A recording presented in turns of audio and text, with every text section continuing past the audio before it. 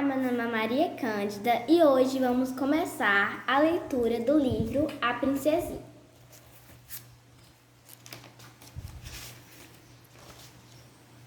Certa vez, em um dia escuro de inverno, quando a neblina amarela pairava tão densa e pesada sobre as ruas de Londres, que os lampiões tiveram de ser acesos e as vitrines das lojas reluziam pela iluminação. A gás, uma garotinha de aparência única, sentada em uma carruagem com o pai, era conduzida lentamente pelas largas vias da cidade. Ela sentava-se com os pés bem encolhidos sob seu corpo, recostada em seu pai, que a amparava nos braços, enquanto olhava os passantes pela janela com um ar pensativo, estranho e antiquado em seus grandes olhos. Era uma garota tão pequena que não se esperaria ver um olhar assim em seu rosto diminutivo. Já seria um olhar demasiado velho para uma criança de 12 anos. E Sara contava apenas 7. No entanto, a verdade era que ela estava sempre sonhando e refletindo sobre coisas estranhas, e nem sequer se lembrava de alguma época em que não estivesse pensando em coisas de gente grande e no seu mundo. Ela sentia-se como se já tivesse vivido uma longa vida. Nesse momento, lembrava-se da viagem que acabara de fazer vindo de Bombaí com seu pai, o capitão.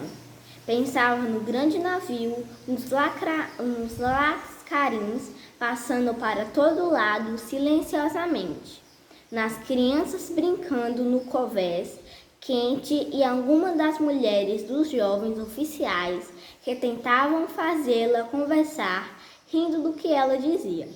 Mas principalmente pensava em como era curioso alguém estar sob o sol escaldante da Índia há um momento, e então no meio do oceano, para depois encontrar-se sendo conduzida por um estranho veículo, através de ruas estranhas, onde o dia era tão escuro quanto a noite.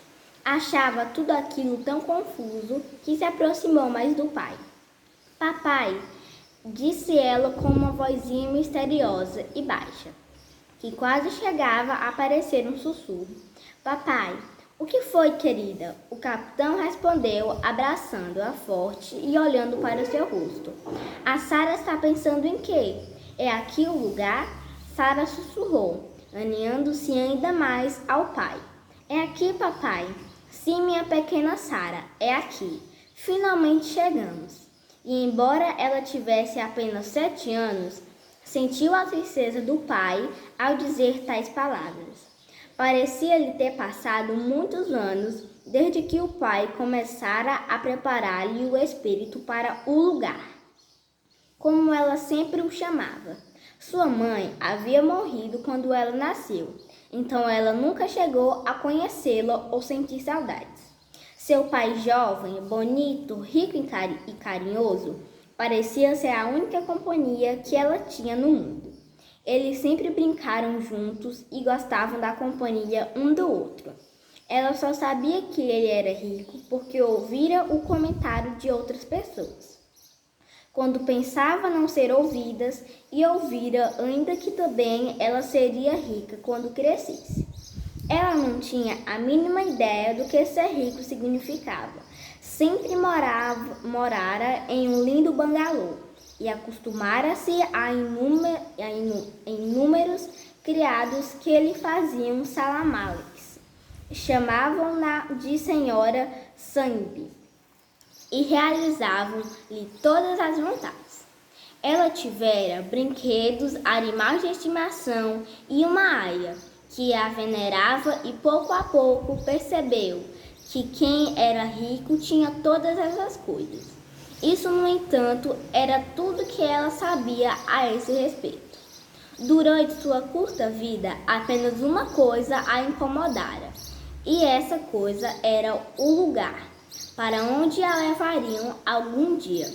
O clima na Índia era muito ruim para as crianças, e assim que possível elas eram levadas dali. geralmente para a Inglaterra e para uma escola.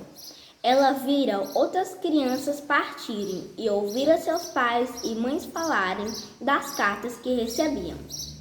Ela já sabia que também seria obrigada a partir, e apesar de às vezes as histórias do seu pai a respeito da viagem e do novo país atraírem incomodava-lhe o pensamento de que ele não poderia ficar com ela.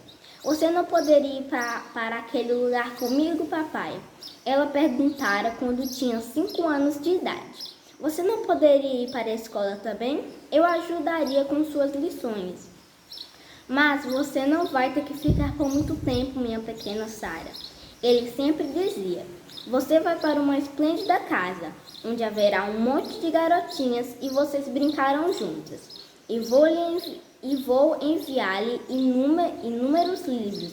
E você crescerá tão rápido que vai parecer que não passou nem um ano até você ser grande o suficiente para voltar e tomar conta do papai. Ela gostava de pensar nisso. Cuidar da casa para o seu pai, cavalgar com ele e sentar-se à cabeceira da mesa quando ele oferecesse jantares, conversar com ele e ler seus livros. Era isso que ela mais queria no mundo. E se era preciso partir para o lugar, na Inglaterra, para consegui-lo, ela devia decidir-se logo a ir. Ela não se importava tanto com as outras garotinhas, mas se ela tivesse inúmeros livros, conseguiria se consolar.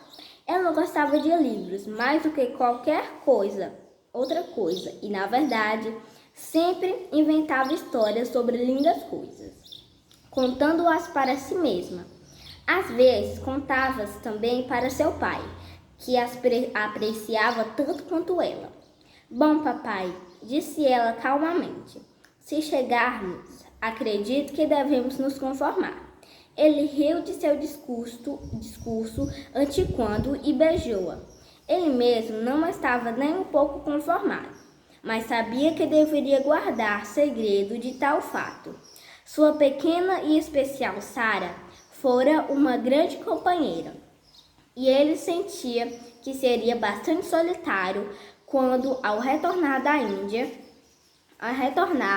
a Índia entrasse em seu bangalô, sabendo que não estaria prestes a ver aquela figurinha de vestido branco vindo ao seu encontro.